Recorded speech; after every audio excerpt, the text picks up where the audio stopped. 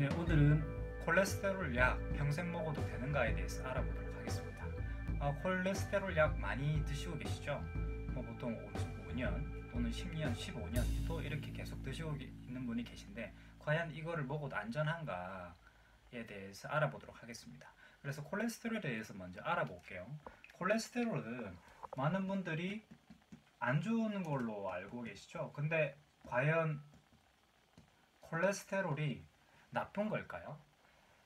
HDL은 착한 콜레스테롤, 그 다음에 LDL은 나쁜 콜레스테롤, 이렇게도 많이 알고 계신다라는 거죠. 과연 그럴까요? 이거에 대해서 알아보도록 하겠습니다. 자, 콜레스테롤은 나쁜 게 아니고요. 우리 음식에서 식사를 하게 되면 지방 성분이 들어오거든요. 그래서 지방 성분이 들어오게 되면 십이지장에서 중성지방을 분해합니다. 그래서 중성지방이 이렇게 붙어서 들어오거든요. 그래서 담즙을 통해서 이거를 잘라주는 거죠. 그럼 한 개의 중성지방이 있는 상태에서 이거를 다시 한번 분해를 합니다. 어디서 분해를 하냐면 췌장, 이자라고 하죠. 그래서 리파제라는 이 소화효소를 가지고 또 분해를 또 하게 됩니다. 그래서 나중에 간으로 가게 되거든요. 간으로 가게 되면 그러면 간에서 이 지방을 최종 분해하면 뭘로 만들어지냐면 인지질과 그 다음에 우리가 오늘 얘기하는 콜레스테롤로 이 두 가지로 분해가 되는 거예요. 그래서 우리 몸에 필요한 곳으로 가게 되거든요.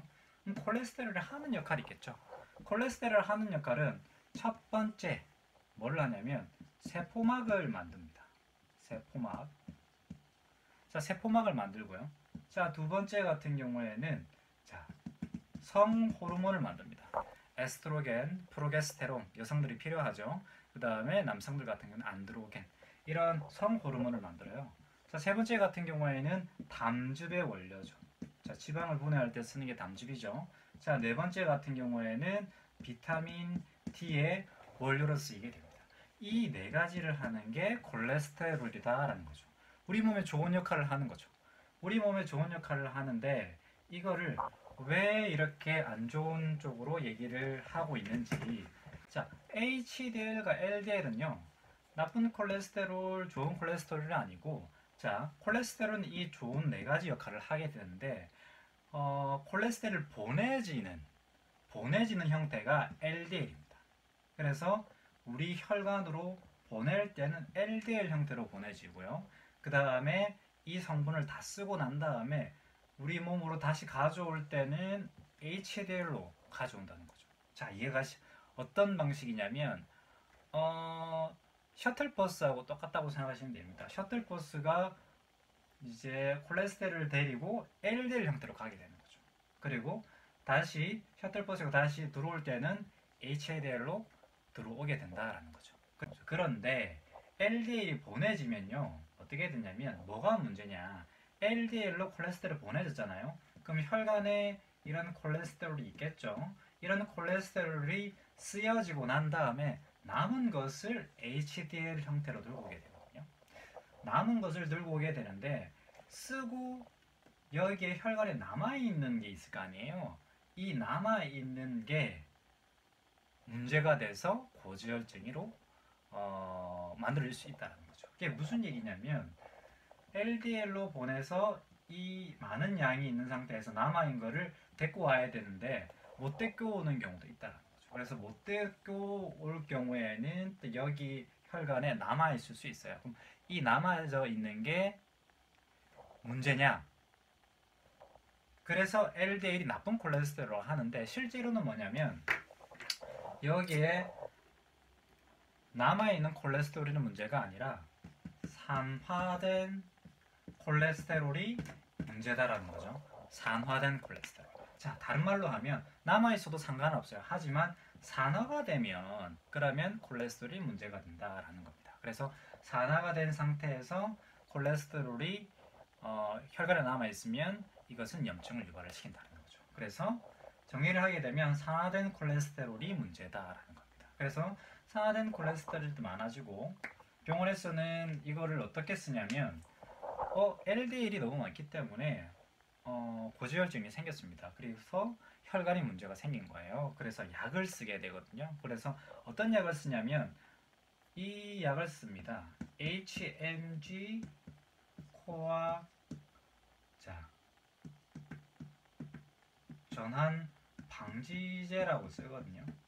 자, 이거는 뭐냐면 이 약을 투여를 하게 되면 총 콜레스테롤 자체가 떨어져요. 다른 말로 하면 간에서 만들어지는 콜레스테롤이 떨어진다는 거죠. 그래서 떨어지게 되면 총 콜레스테롤 떨어지니까 어떻게 돼요? LDL의 양도 작아지겠죠. LDL 양도 작아지니까 혈관에 남아있는 콜레스테롤 양도 작아지겠죠. 그렇기 때문에 고지혈증 약으로 쓴다라는 거죠. 그런데 이거의 문제는 뭐냐면요. 자, 보세요. 자, HMG 코아 전환 효소 자체가 물론 콜레스테롤을 줄이기도 하지만 이 HMG에다 전환 전환 요소가 뭐에도 쓰이냐면 코큐텐을 만들 때도 쓰입니다. 코큐텐. 자, 코큐텐도 만들 때 쓰게 되는데 코큐텐이 그러면 어떻게 되겠어요? 이 약을 쓰게 되면 떨어지게 되겠죠. 떨어지면 뭐가 문제가 되냐면 코큐텐은 우리가 심장과 간에 굉장히 많이 쓰이게 되거든요. 그래서 심장과 간의 기능이 어떻게 된다고요? 떨어지게 됩니다. 그래서 심장과 간의 기능이 떨어지기 때문에 HMG 코아트 전환 방지제 이거를 쓰게 되면 간과 심장에 손상이 조금 올 수 있다라고 볼 수 있으면 됩니다. 그러면 오래 드시게 되면 조금 먹는다고 바로 문제가 되진 않지만 오래 드시게 되면 심장과 간에 문제가 올 수도 있다라는 거죠. 그래서 자 그러면 어떤 내가 고지혈증이야 또는 콜레스테롤 때문에 좀 걱정이 돼라고 이렇게 생각하면 우리 몸은요 우리 몸에서 필요한 영양소를 주게 되면 우리 몸을 다시 좋게 해줄 수가 있어요. 동맥경화에 관해서 굉장히 저명한 학자가 있습니다. 이분이 누구냐면요 킬머 박사거든요.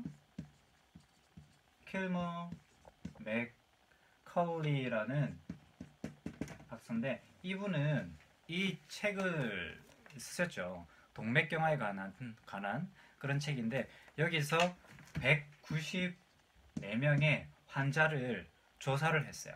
동맥경화가 있는 사람, 심근경색, 그 다음에 동맥경화, 그 다음에 다른 혈관 질환이 있는 사람이 194명을 확인을 해보니까 혈관에 문제가 올 때는 콜레스테롤, 고지혈증 때문에 문제가 올 수 있다라고 얘기를 하기도 하죠. 그런데 194명의 그 혈관 질환이 있는 사람들을 확인을 해보니 콜레스테롤 수치를 확인을 해보니 평균의 콜레스테롤 수치가 186이었다는 거죠. 자, 보통 고콜레스테롤 그러니까 고지혈증 같은 경우에는 한 220 또는 240 이렇게 됐을 때 고지혈증이라고 얘기를 하잖아요. 그런데 이 환자들을 조사를 해보니 동맥경화가 있는 환자를 조사를 해보니 186이라는 콜레스테롤 수치가 있었다는 거죠. 고지혈증이 혈관 질환을 바로 문제되게 하지 않다라는 거예요. 그러면 아까 말씀드렸듯이 내가 고콜레스테롤이라면 산화만 막으면 됩니다. 산화를 막으셔야 돼요. 그래서 우리가 영양적으로 도움을 줄 수 있는 것은 첫 번째는 산화를 막으면 되기 때문에 첫 번째 같은 경우에는 비타민 C를 충분히 드셔주시면 도움을 받을 수가 있습니다. 산화를 안 시키는데 굉장히 좋은 영양소인 거죠. 자, 두 번째 같은 경우에는 콜레스테롤은 지방이거든요. 그래서 지방의 산화를 막는 게 또 비타민 E입니다. 그래서 비타민 E를 또 충분히 드셔주시면 좋으시고 또 세 번째 같은 경우에는 이 콜레스테롤을 균형을 맞춰주는 성분이 있어요. 어떤 거냐면 콜린 성분 중에 레시틴이라는 거거든요. 그래서 레시틴을 드시게 되면 콜레스테롤을 균형을 맞춰주게 됩니다. 그래서 비타민 C와 비타민 E와 레시틴을 통해서 산화를 막게 되면 고콜레스테롤이라고 하더라도 문제가 되지 않는다라는 거죠. 그래서 내가 고콜레스테롤이라 하더라도 고지혈증이라고 하더라도 이렇게 영양적으로 도움을 받을 수 있겠습니다.